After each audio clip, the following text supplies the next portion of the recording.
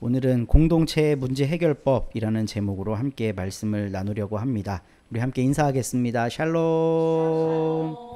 승리하세요.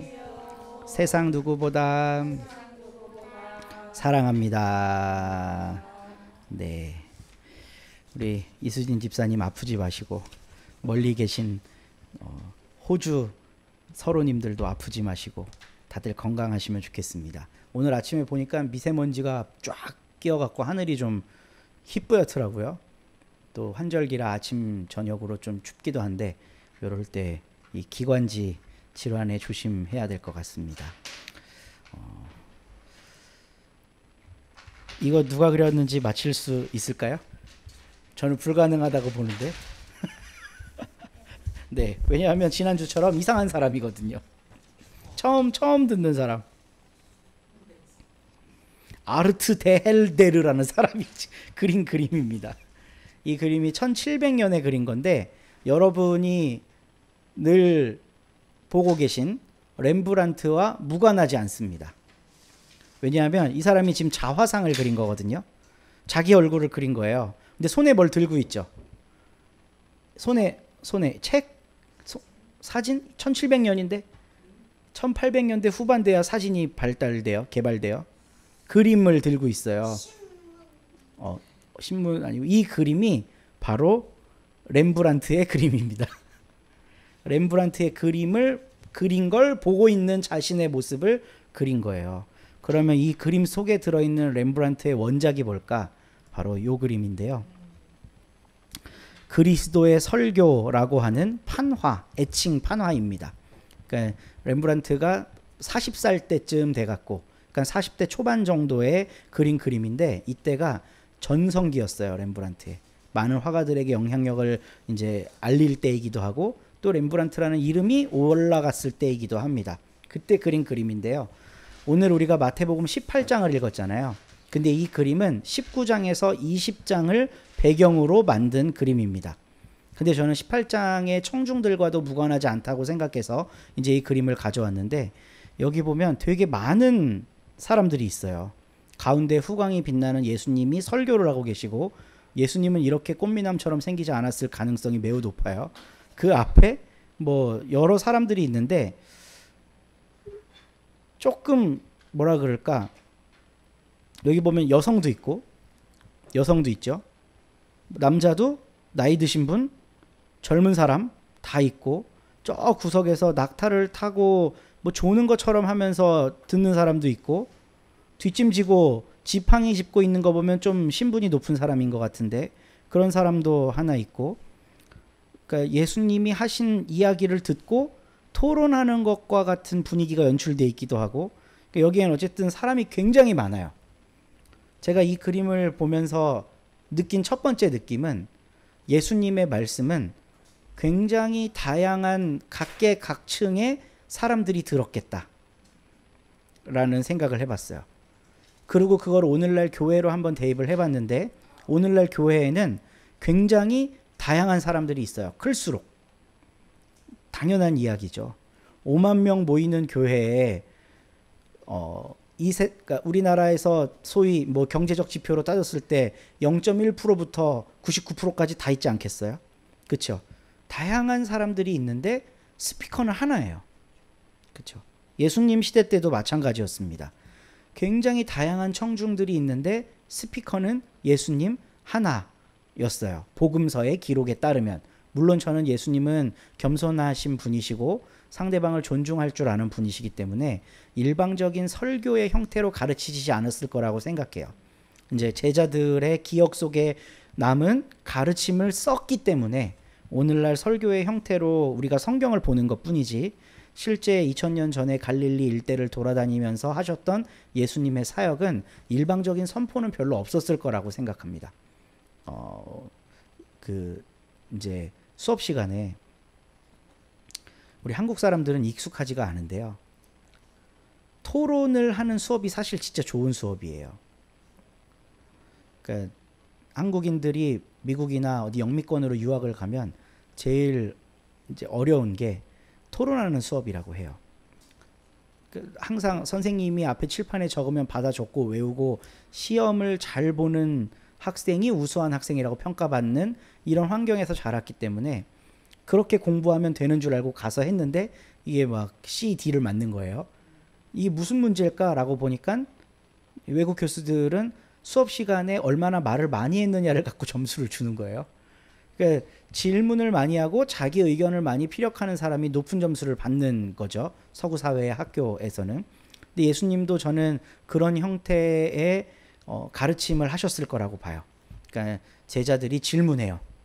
성경에서는 질문하는 대목이 몇 개 없는데 실제로는 이제 제자들이 많은 질문을 했을 거라고 생각하고 거기에 대해서 예수님이 답을 하셨을 거라고 봐요.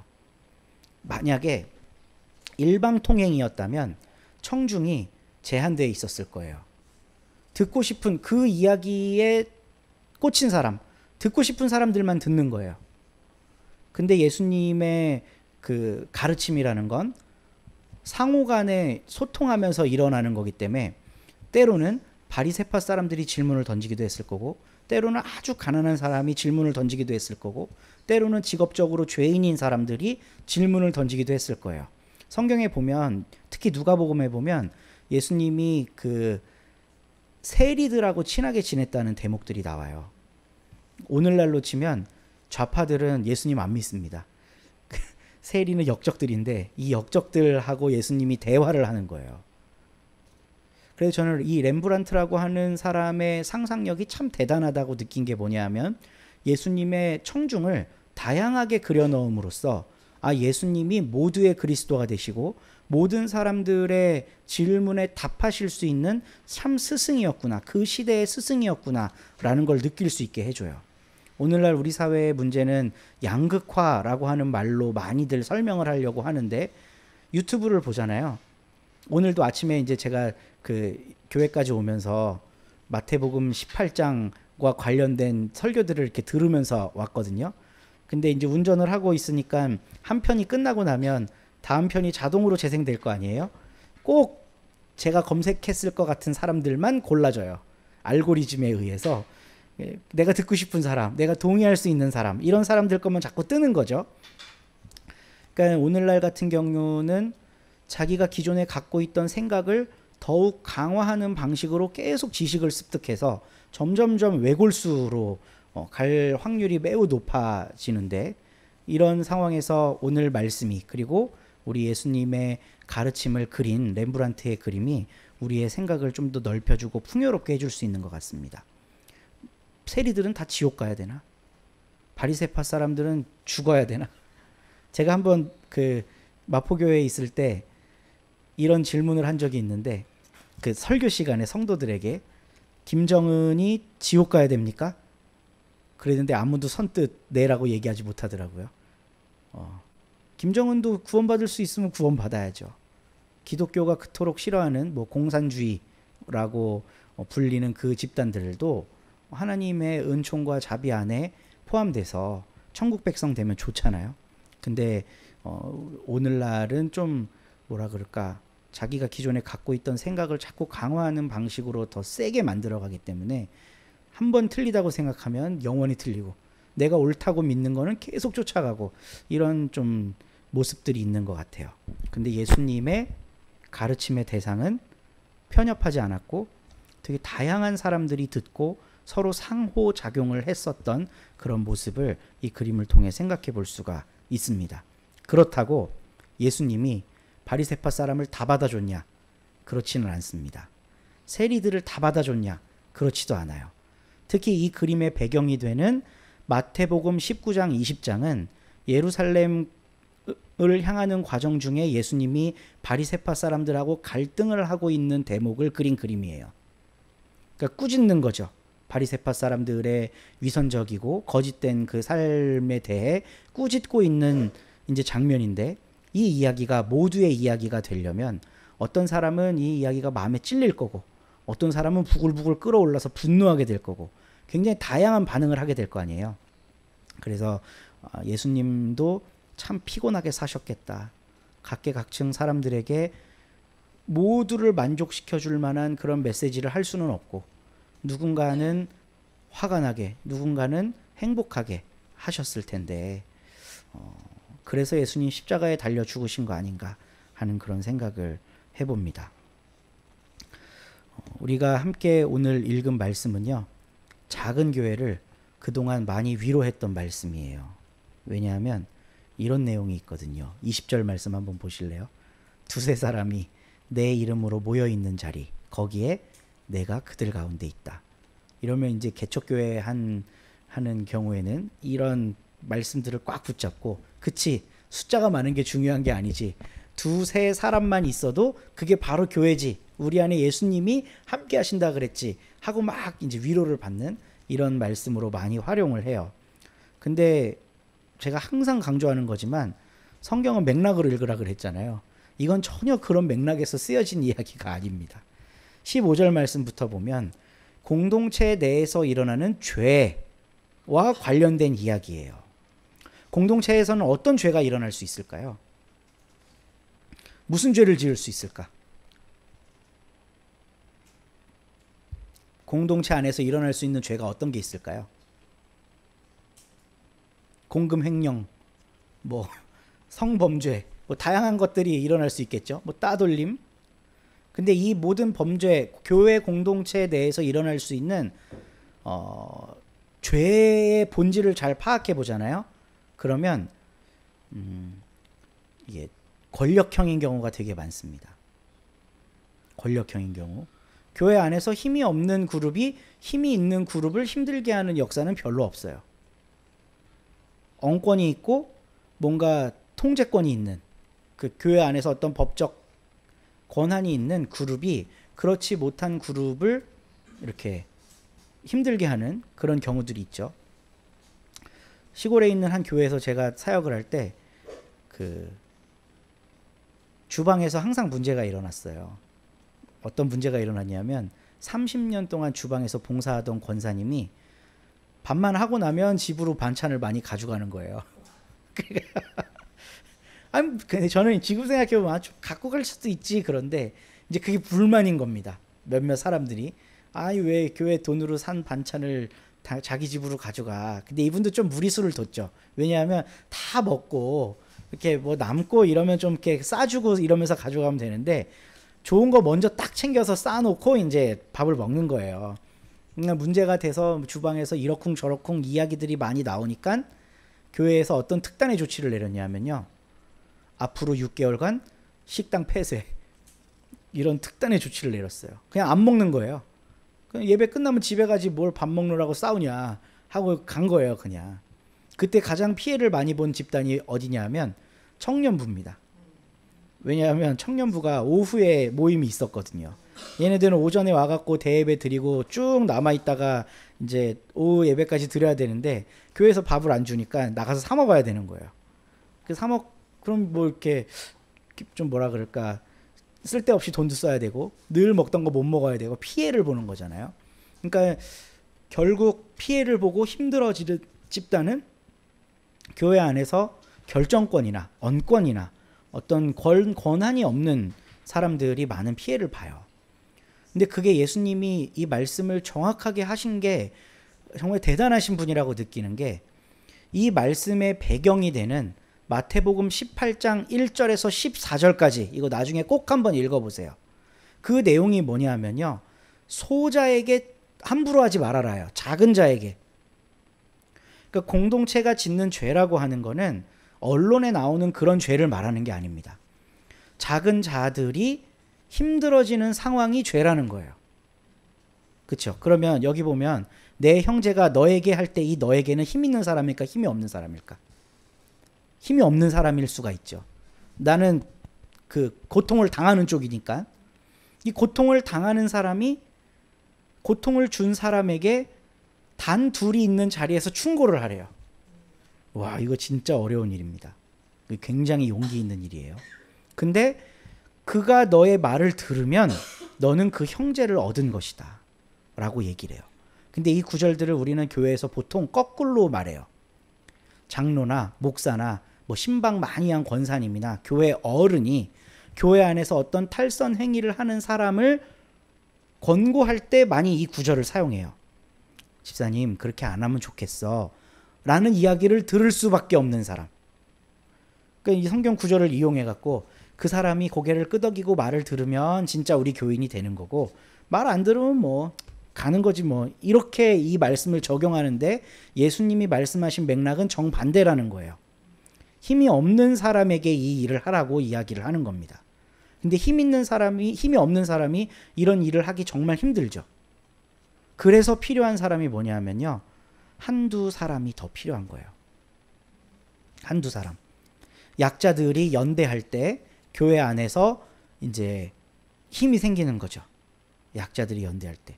이거를 바꿔서 생각해 보면 너무 끔찍해요. 목사님이 어떤 성도님을 불러갖고 이렇게 저렇게 훈계를 했는데 그 성도님이 안 들어. 그래서 요즘 세상에 뭐 목사가 무슨 말 한다고 듣나 하고 장로들이랑 권사들이랑 잔뜩 데려가갖고 그 사람 집에 가갖고 막 얘기를 하는 거예요. 그러면 이 사람이 더 위축되겠죠. 그러니까 이 말씀은 결코 그런 방식으로 교회가 하는 사역들을 보증해 주려고 기록된 말씀이 아니에요. 1절부터 14절까지를 읽어보면 소자에게 잘하라고 하신 말씀에 비추어 분명히 교회 안에서 어떤 범죄 행위가 일어났다는 건 힘이 있는 그룹이 힘이 없는 그룹에 대해서 어떤 폭력을 가했다는 건데, 이때 힘이 없는 사람은 가만히 그걸 듣고 있지 말고 이야기하라는 거죠. 이야기해도 안 되면, 이야기해서 들어지면 그 공동체는 정말 예쁜 아름다운 공동체가 되는 거예요. 약자를 차별하지 않는 공동체. 그런데 그걸 안 들으면 한두 사람을 더 데리고 가서 약자들의 이야기를 서포트해 줄 수 있는 그런 사람들을 데리고 가서 확증 지으라는 겁니다. 이 이야기의 바탕이 되는 말씀은 레위기 말씀입니다. 두세 사람의 증인을 데려가서 이제 제사장 앞에서 법적 증언을 하라고 이제 모세가 가르치거든요. 그렇게 억울한 일을 당했을 때. 그러니까 이 마태복음은 그 유대인들을 위해 쓴 성경이기 때문에 유대인들이 이해하기 쉬운 방식대로 서술을 쭉 하고 있는데, 레위기에서 하고 있는 말씀을 예수님이 지금 이렇게 직접 실천해 봐라 라고 권고를 하고 있는 겁니다. 그런데도 그 형제가 듣지 않거든 교회에 말하여라. 저는 이 본문이 참 어려웠어요. 왜냐하면 이때 당시에 교회는 힘이 있는 교회가 아니거든요. 자기의 생존을 위협받고 당장 바람 앞에 등불처럼 누가 훅 불면 꺼져버릴 수도 있는 연약한 공동체였을 거거든요. 뭐 한 AD 400년, 500년 정도만 가도 교회에 힘이 생기고 국교가 되니까 권력이 있어서 교회가 이렇게 하자 저렇게 하자 판결을 하면 그게 힘이 있었는데, 이때 당시의 교회 공동체는 힘이 없는 공동체였어요.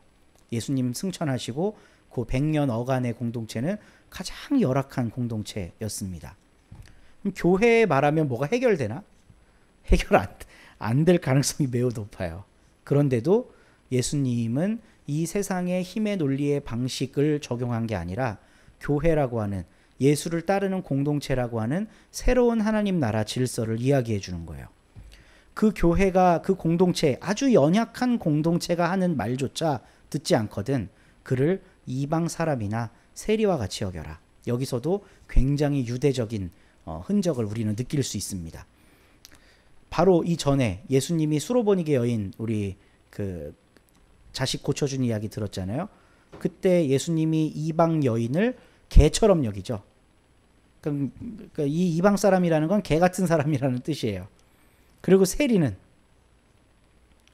지금 친일파입니다. 친일파, 우리식으로 따지면. 누가복음에는 예수님이 세리들과 어울려서 밥도 먹고 놀기도 하고 뭐 이런 이야기들이 나오지만, 유대인들의 생각에 세리는 나쁜 놈이에요. 왜 나쁜 놈이냐면 로마로부터 세금을 거둘 수 있는 권한을 돈을 주고 산 사람들이 세리예요. 그러니까 지금은 오늘날 우리나라의 세무공무원하고 비교하면 안 되는 게, 우리나라 세무공무원은 시험을 보잖아요. 시험을 봐서 국가가 채용하는 거예요. 이런 사람들은 열심히 노력해갖고 자기가 이제 그런 공직 생활 가운데 들어가는 거죠. 근데 이때 당시에 세리는 로마의 힘 있는 사람한테 로비를 해서 돈을 주고 세금 징수권을 따내는 거예요. 그러니까 로마가 이제 때가 되면 딱 공고문을 붙이는 겁니다. 내년에 1조 원의 세금이 필요한데 이 세금 거둘 사람 하고 모집하는 거예요. 그러면 세리들이 돈을 내고 그 그 징수권을 사요. 뭐 5억 주고 샀다고 해요.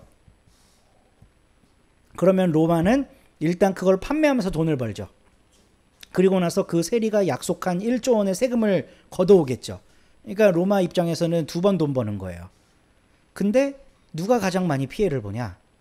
5억을 투자한 이 세리는 당연히 본전보다 더 많은 걸 땡겨야 돼요. 이 사람에게 모든 권한이 다 갔기 때문에 로마는 1조 원의 세금이 필요한데도 불구하고 이 사람은 2조 원의 세금을 책정해서 사람들에게 걷어들여요. 그래야 자기가 투자한 비용을 받을 거 아니겠어요? 그러니까 세리라고 하는 존재가 있는 것 자체가 이 피식민지를 경험하고 있는 사람에게는 엄청나게 가혹한 일이었어요. 그것도 자기 동족에게 그렇게 한 거니까. 친일파가 딱 그렇게 한 거예요. 뭐 남작이니 뭐니 이런 자귀를 일본에 돈 주고 사. 그래서 우리나라가 없어져 버리고 여기도 이제 그 일본이 됐으니까 자귀를 받았다는 거는 이 땅에 대한 권한을 갖는다는 거거든요. 그러면 이 자귀를 받은 친일파들이 자기 땅을 그 소작을 줘갖고 거기서 세금을 걷어들일 거 아니에요. 그래야 얘도 돈을 벌 거 아니에요. 그러니까 일본의 일정 부분의 납세를 하고 나머지 자기가 필요한 부분은 농민들에게 더 거둬들여서 이제 호의호식한 그룹이 우리나라의 친일파인 거거든요. 그러니까 그거랑 똑같아요. 그러니까 세리와 같이 여겨라. 이거는 차라리 이방 사람은 개라도 되지. 세리는 개만도 못한 사람이에요.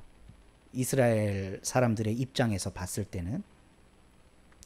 저는 이 이야기를 보면서 예수님 참 재밌는 분이다 라고 느꼈어요.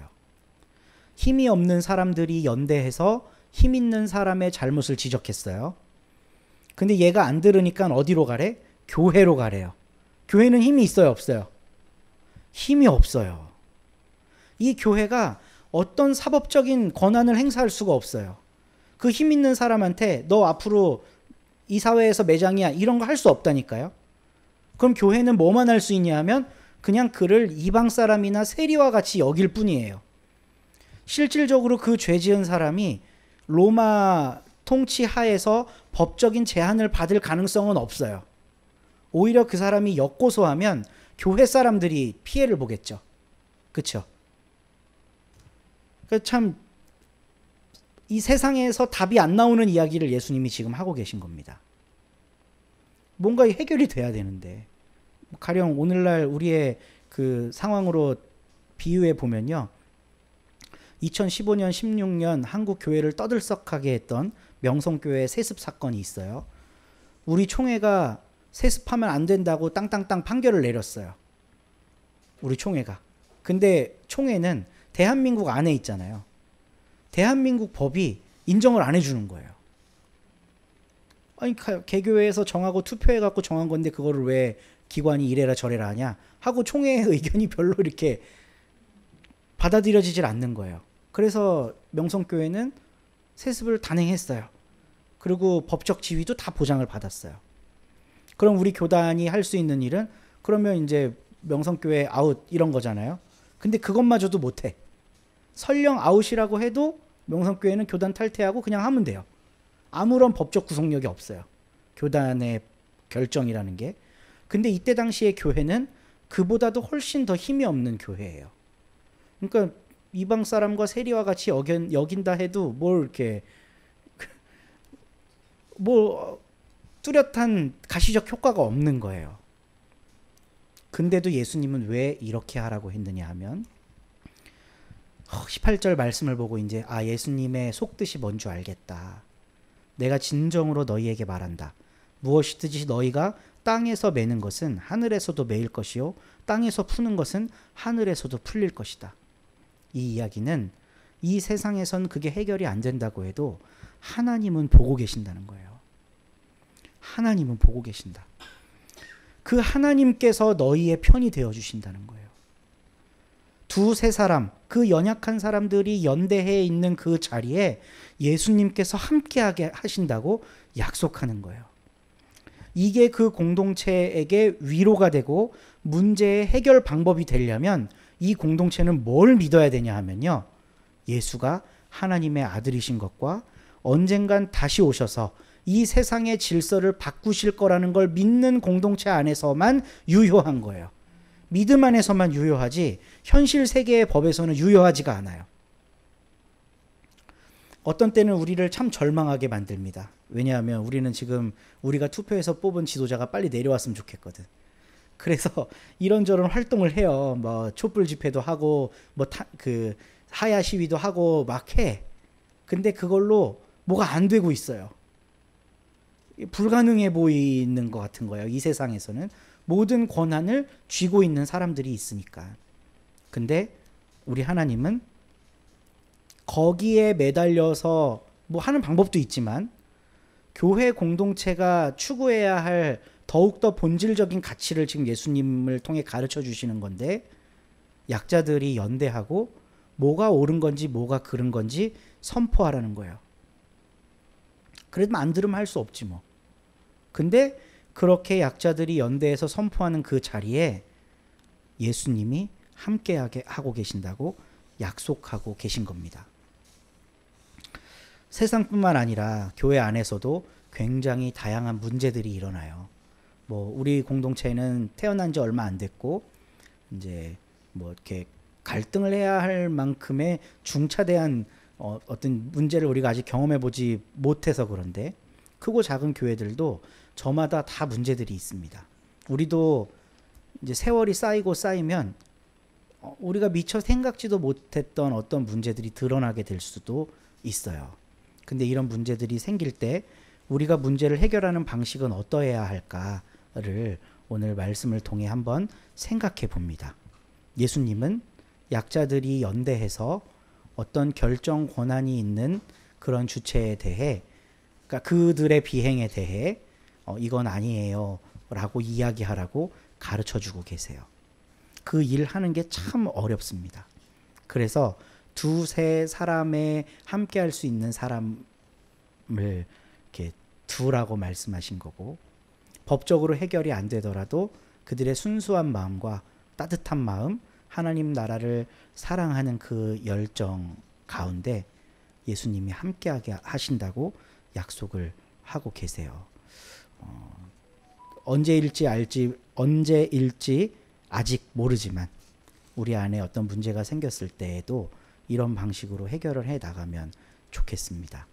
네, 제가 갑자기 막 타락을 해갖고 굴림하고 나쁜 짓하고 이러면 이제 이 말씀을 기억하시고 두세 사람을 모으십시오. 그리고 우리 서로 공동체라고 하는 하나의 공동체뿐만이 아니라